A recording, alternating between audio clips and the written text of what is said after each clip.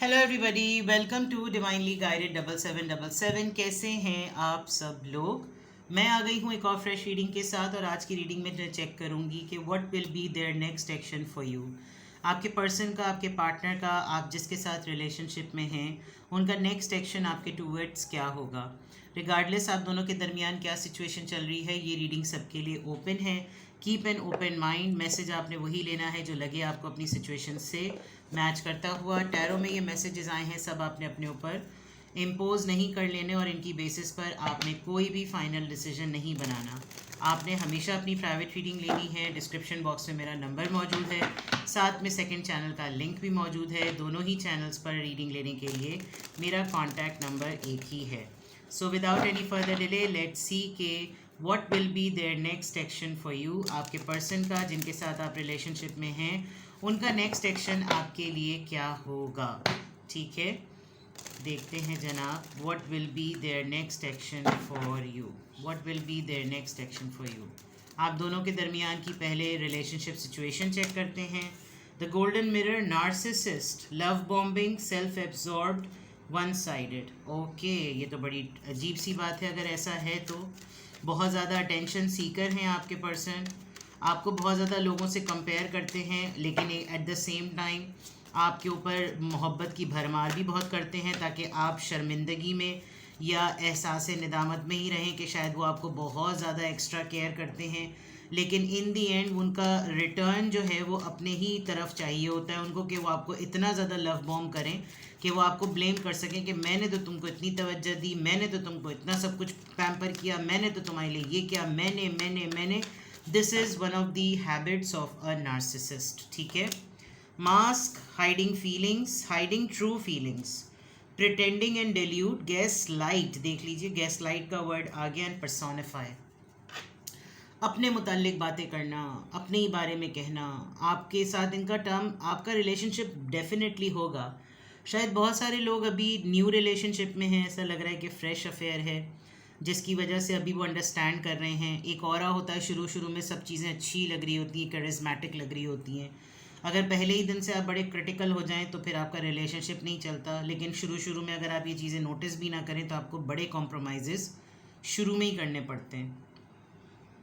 आप इनकी बहुत सारे पर्सनालिटी शेड से भी कंफ्यूज हैं। ये कभी कुछ होते हैं, कभी कुछ होते हैं। कभी बहुत ज़्यादा एक्स्ट्रा ऑर्डिनरी टाइम देने लगते हैं, कभी बिल्कुल ही गायब हो जाते हैं। अपने मुतालिक बहुत ज़्यादा बातें करते होंगे। आपको अपने बारे में एक्सप्रेस करने का टाइम भी बहुत कम मिलता होगा। और गैस लाइटिंग तो खैर डेफिनेटली बहुत ही वियर्ड सी एक्टिविटी है, बहुत ही वियर्ड ट्रेट है पर्सनालिटी का, अगर इनको ये आदत है तो। और पर्सोनिफाई, अपने मुतालिक, मैं ऐसा, मैं वैसी, मैंने ये किया, मैंने वो किया, मेरी ये चल रही है आजकल, मेरी ये एक्टिविटी चल रही है, मैं ये कर रहा हूँ, मैं ये कर रही हूँ, हर वक्त अपने अपने बारे में ही ना। ठीक है।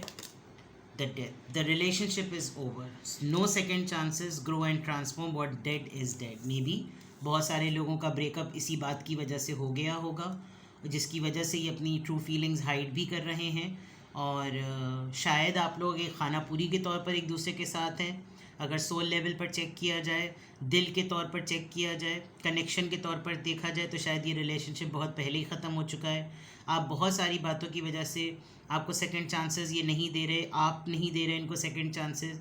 ये आपको ऐसे ट्रैप में इन्होंने कर लिया है कि आपको सेकंड चांस मिलते हुए बहुत डर लगता है। आप डर डर के रिलेशनशिप को ग्रो कर रहे हैं।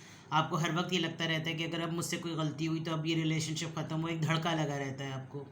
और इन्होंने शायद आपको कह भी दिया होगा कि जो चीज़ ख़त्म हो गई सो ख़त्म हो गई, अब इस ये टॉपिक रिपीट नहीं होने चाहिए, ये बात हम दोनों के दरमियान दोबारा नहीं आनी चाहिए। अगर अब ये हुआ तो अब मैं तुम्हें घर से निकाल, तुम्हें रिश्ते से निकाल, तुम्हें दिल से निकाल, यानी निकाल ही निकाल। ठीक है। और बॉटम ऑफ द डेक पे लव कॉल, बहुत ही ड्यूअल नेचर है, बहुत ही ज़्यादा। आप इनको बहुत ज़्यादा मना रहे होंगे, बहुत ज़्यादा इनको इनके सामने गिड़गिड़ा रहे होंगे। और ये जो सेल्फ एब्सॉर्ब लव बॉम्बिंग है, शायद आपको इनको मनाने के लिए ये करनी पड़ रही होगी। अदरवाइज़ ये एट द सेम टाइम बिल्कुल कॉन्ट्ररी अगर मैं देखूँ तो कुछ लोगों की ये सिचुएशन है, और कुछ लोगों का ऐसा लग रहा है कि क्योंकि ये नया इनिशियल स्टेज लग रहा है तो बहुत ज़्यादा एक्सप्रेसिव हुए होंगे आप लोग, मैसेजिंग पे बहुत ज़्यादा टाइम स्पेंड कर रहे होंगे। आप लोग की सिचुएशन में ये भी लग रहा है कि एक दूसरे के बारे में सोच भी बहुत ज़्यादा रहे हैं और अपडेटेड रख रहे हैं कि जैसे अपडेटेड ऐसे रख रहे हैं कि जैसे मुझे तुम्हारे ऊपर सारी टैब्स का पता है कि तुम्हारी क्या एक्टिविटीज़ हो रही हैं। तो सिचुएशन ऑफ लव आप दोनों के दरमियान बिल्कुल इस तरह की नज़र आ रही है। लेट्स चेक आपके और आपके पर्सन की फीलिंग्स, इनके नेक्स्ट एक्शन आपके लिए जो होगा उससे पहले आपके पर्सन की ज़रा फीलिंग्स चेक करते हैं। What will be there next action for you.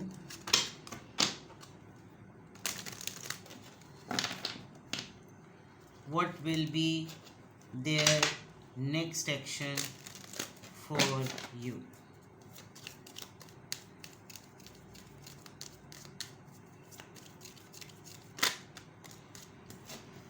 Very soon, clearly decide what you want to say, what you want, so it comes to you. All right. ये जो कंडीशन वाला card आया था, मुझे ऐसा लग रहा है कि इन्होंने आपको कोई डेडलाइन दे रखी है, ठीक है। और ये इन्होंने आपको ऐसी तड़ी के तौर पर डेडलाइन दी होगी कि बस अब तुम्हें फ़ैसला करना है, रहना है तो रहो, नहीं रहना तो जल्दी बताओ, बस ख़त्म बात। तो डेडलाइन ऐसा लग रहा है और कोई चीज़ आप दोनों के दरमियान बहुत जल्द होने वाली है। Getting to know each other, I can see आप दोनों के दरमियान कोई तीसरा पर्सन है जो आपके पर्सन में एडवांस में इंटरेस्ट ले रहा है। तो आपको बहुत क्लियर और बहुत ऑब्जर्वेंट और विजिलेंट होने की ज़रूरत है, क्योंकि वैसे ही एक तो इन्होंने तैयारी पकड़ी हुई है आपको कुछ ना कुछ बोलने की, और ये आपको पहले ही से एक ब्लेम कंडीशन में रख रहे हैं। अगर आप अपनी किसी फ्रेंड को यूज़ करते हैं इनके साथ निगोशिएशन करने में, तो मेरी बात पहुंचा देना, तो बस आप समझ लीजिए कि फिर रुखसती आपने कर दी है। ये कभी भी मत करें, क्योंकि बीच में वो दोनों खुद आपस में कितनी अच्छी तरह बात कर रहे होंगे आपको नहीं पता, और अगर आपके साथ कोई टर्म्स कंडीशंस हैं तो आपको उसको क्लियर करने की बहुत ज़्यादा ज़रूरत है। आप इनके मुतालिक जो फ़ील करते हैं ना, वो ज़रा ओपनली बोलें ताकि इनको भी अपनी शख्सियत के बारे में पता चले। आपने शुरू में शायद मेगा कॉम्प्रोमाइज़ कर लिए और आपने इनकी पर्सनैलिटी को असेस तो कर लिया है, लेकिन ये भी जानते हैं कि इनके साथ किसी का भी गुजारा करना मुश्किल है। आप इनके कंट्रोल में आ गए हैं तो ये आपको बहुत ज़्यादा कंट्रोल और बहुत ज़्यादा टेक्टिक के साथ लेकर चल रहे हैं, और इनका नेक्स्ट प्लान भी आपके टूवर्ड्स यही है कि बस डेडलाइन जो दे रखी है जल्दी से करो, अपने मुतालिक तुम्हारे माइंड में जो भी है मुझे जल्दी बताओ, ताकि या तो हमारा बॉन्ड स्ट्रांग हो, स्ट्रेंथन हो, या फिर हम इस चीज़ को ख़त्म करें, यानी उजलत वाले मामला, ठीक है। अगर आप डेट्स पर जाते हैं और अगर आपके लिए डेट इंडिपेंडेंटली डेट अटैम्प्ट करना मुश्किल है और अपने किसी फ्रेंड को यूज़ करते हैं, तो ये जो है ना, ये जो कंधा होता है, ये कंधा वैसे ही बहुत बोल्ड होता है और ये फिर काफ़ी गड़बड़ कर सकता है, ठीक है। को डिपेंडेंसी, देखिए मैंने कहा था को डिपेंडेंट मत बनिए, किसी का सहारा मत लीजिए, और आपको ऐसा लग रहा है कि जैसे इनको तो है ही, आप इनके ऊपर बहुत ज़्यादा रिलाई करते हैं इमोशनली। इन्होंने आपको डे वन से बहुत सेल्फ डाउट में रखा है। फॉर एग्जांपल कोई बॉडी शेमिंग ही कर दी होगी, और जो गैस लाइटिंग में पर्सोनिफाई था, मेरा स्टाइल, मेरा आइकॉन, मेरा टैंट्रम, मेरा स्टैंडर्ड, उसको मीट करना, मेरा ये, मेरा वो, और फिर उसमें जो है ना आपको एक हर वक्त एक शशोपंज में रहने वाली बात। मतलब ऑनेस्टली स्पीकिंग, नार्सिसिस्ट से अगर आपको मोहब्बत हो जाए फिर तो सारी ज़िंदगी आप अपना सर ही फोड़ते रहते हैं, और आपका पहला कार्ड नार्सिसिस्ट का ही आया है। इनको कोई और नज़र नहीं आता, इनको मुश्किल से ही कोई और नज़र आता है, और वो भी एहसान कर देने वाले अंदाज में नज़र आते हैं। और आप इनके ऊपर मोहब्बत की आड़ में, जस्ट बिकॉज यू नो इन्होंने आपके ऊपर नज़र करम कर दी होगी, अब आपके ऊपर ये अना का मसला बन गया कि बस अब ये मेरा ही होकर रहे या ये मेरी ही होकर रहे। और वो जो है ना, अब आपकी आदत कह लें, आपकी मजबूरियां कह लें, आपका झुकाव कह लें, वो आपकी रोमांटिक लाइफ पर बहुत ज़्यादा ना इस वक्त हुआ हुआ है, ठीक है। Let's see more. 2 कार्ड्स आ रहे हैं। It is safe for you to love and let go of control issues. देख लीजिए आप, कंट्रोल इश्यूज़ तो हैं, आप थोड़ा सा सफोकेटेड भी हुए हैं, और आपके पर्सन की और आप दोनों के दरमियान जो रिलेशनशिप है उसकी फीलिंग्स में ये भी आ रहा है कि जैसे कम्युनिकेट नहीं कर पाते। आपके माइंड में तो बहुत कुछ चल रहा है, यहाँ पे भी देखें एक्सप्रेसिंग लव वाली बात है। अगर आप इतने वियर्ड पर्सनालिटी होल्डर को पसंद भी करते हैं तो यू नीड टू एक्सप्रेस, ताकि उसको ये तो एहसास हो कि वो एक वियर्डो है और उस वियर्डो को आपके अलावा कोई और नहीं संभाल पा रहा। इसमें होगा ये कि जितना क्लियर कम्युनिकेट होगा, इस पर्सन को आपकी वर्थ का आइडिया होगा। आप अपने आप को सप्रेस रखकर इनके साथ चीज़ों को आगे बढ़ाएंगे तो then this person will be so confident कि देखो मेरे साथ तो सब चल पड़ते हैं। और ये काफ़ी मुझे आइसोलेटेड और बहुत ही बॉसी से नज़र आ भी रहे हैं। तो you need to take an advantage of this कि आप एक्सप्रेसिव हों, ठीक है। फीलिंग्स में तो बिल्कुल ये क्लियरली नज़र आ रहा है। नाउ लेट्स सी के what will be there next action for you. आपके पर्सन का नेक्स्ट एक्शन आपको लेकर क्या होगा? What will be there next action for you? What will be their next action for you?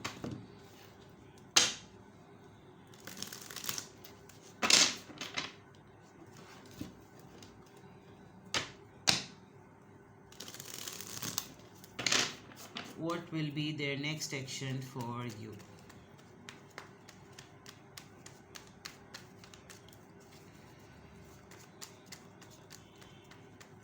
What will be their next action for you? Five of Cups, Cancer, Scorpio, Pisces. Page of Wands, Aries, Leo, Sagittarius. Four of Wands, Aries, Leo, Sagittarius. Palace of Swords, ये एक extra card है। Two of Pentacles, Taurus, Virgo, Capricorn. And Three of Cups, Cancer, Scorpio, Pisces. सिर्फ air sign नहीं है, बाकी तमाम star sign है। Well आपने साइन पे फोकस नहीं करना, एनर्जी चेक करें आप, ठीक है।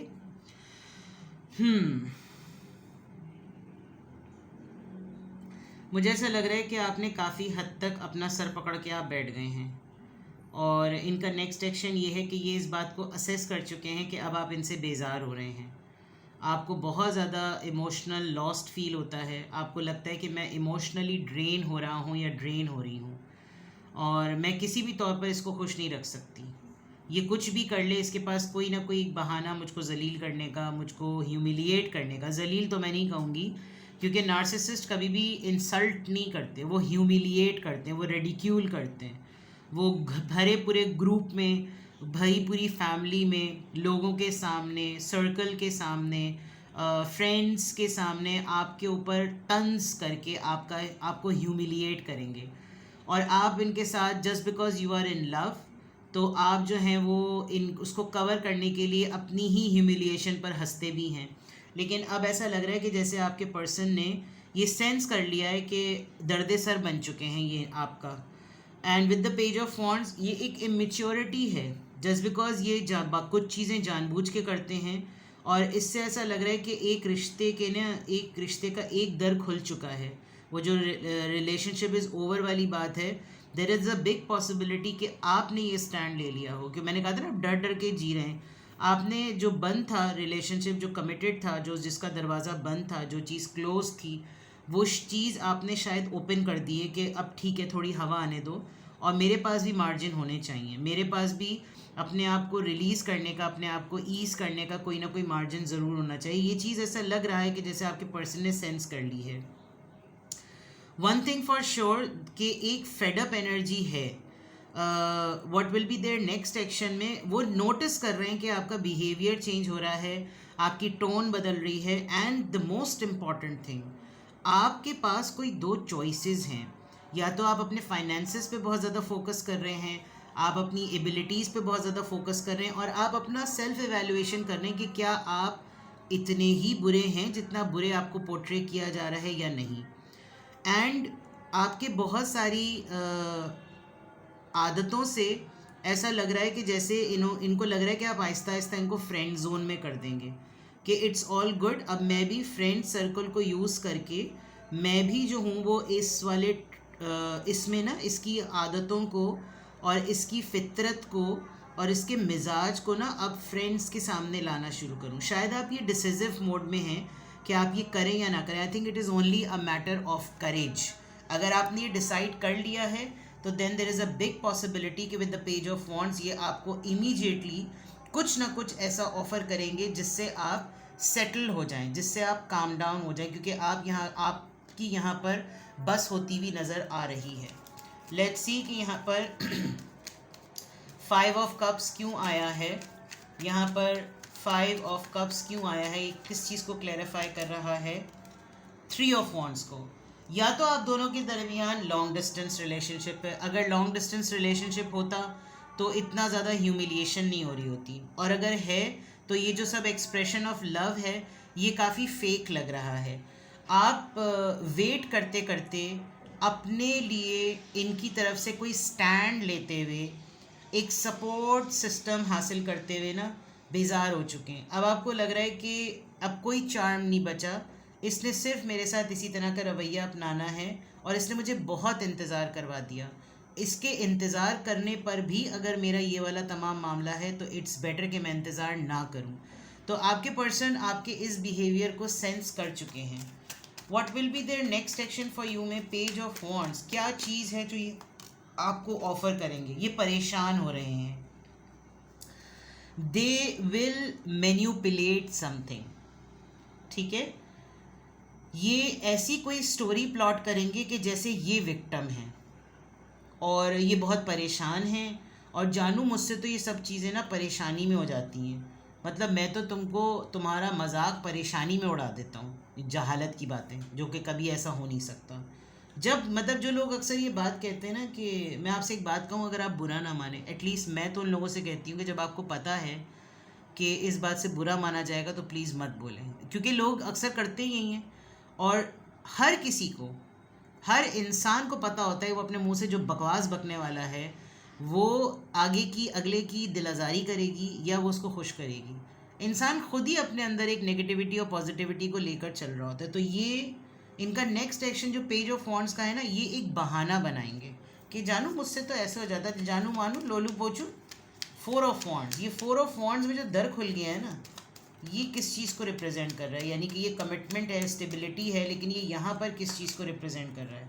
The world. ये आपको एक और नक्शा कराएंगे, ये आपको एक और दुनिया घुमाएंगे, ये आपको एक और डिवाइन टाइम कहेंगे, ये आपको कहेंगे कि मेरा ये प्रोजेक्ट चल रहा है, मेरी ये डील हो रही है, मेरी ये पेमेंट आनी है, मेरा ये काम होना है, मैंने ट्रैवल करना है, मैंने इधर जाना है, मैंने उधर जाना है, मैंने ये डिस्टेंस ख़त्म कर देना है, तुम बस रुको, बस अब हम ये हुआ, बस मैं आया, बस तुम आई, बस हम हुए, बस एक हो गया, बस जो है ना वो बस चल पड़ी है।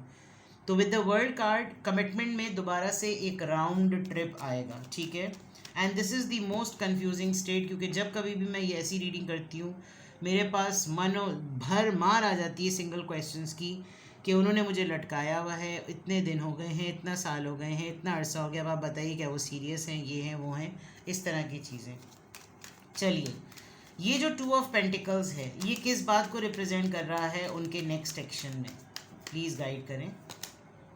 The chariot, decision making. I am very happy to see this के ये आपके डिसीजन मोड में जाने की वजह से ना खुद बहुत जल्दी डिसीजन ले रहे हैं।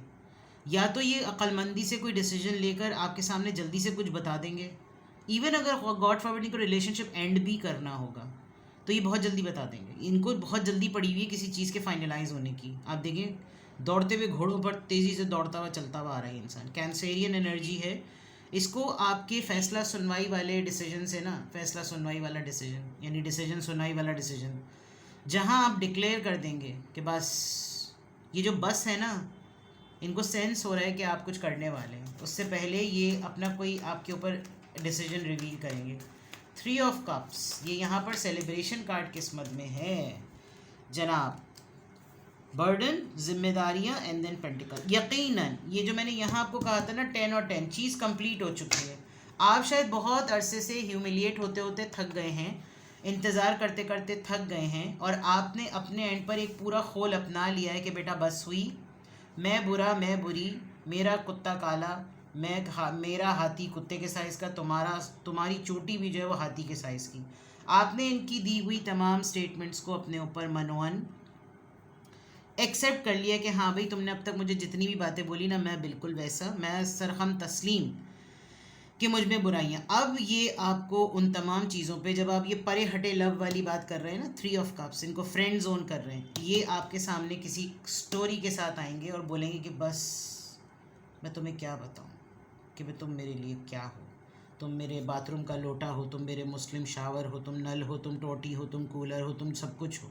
एंड देन अपने आप को इनोसेंट पोर्ट्रे करना, एंड देन कोई टेंजिबल ऑफर करना, बिग पॉसिबिलिटी कि आपको कोई गिफ्ट दिला दें, बिग पॉसिबिलिटी ये बोले तुम मेरी तरफ से शॉपिंग करो, बिग पॉसिबिलिटी ये चीज़ तुम मेरी तरफ से ले लो, एंड देन आप फ़ौरन से ऐसे हो जाए, अगर देना तो ले लीजिएगा, इसका भी साले का नुकसान करवाएं, सॉरी टू से।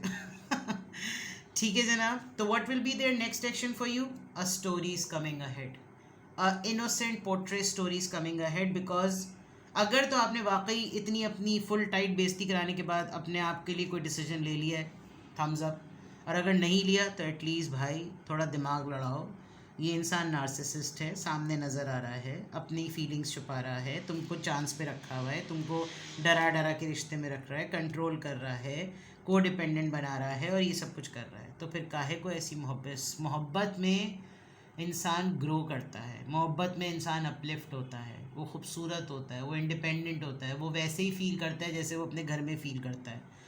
तो ये चीज़ें आपने देखनी है। अब भी अगर आपको लगे कि हाँ भाई still I need to know something, मुझे अब भी उसकी इंटेंशंस जाननी, क्योंकि ऐसी रीडिंग के बाद तो लोग सिर्फ और सिर्फ इंटेंशंस जानना चाह रहे होते हैं। डिस्क्रिप्शन बॉक्स में मेरा नंबर है, कांटेक्ट कीजिए, I am available. Take best care, bye bye.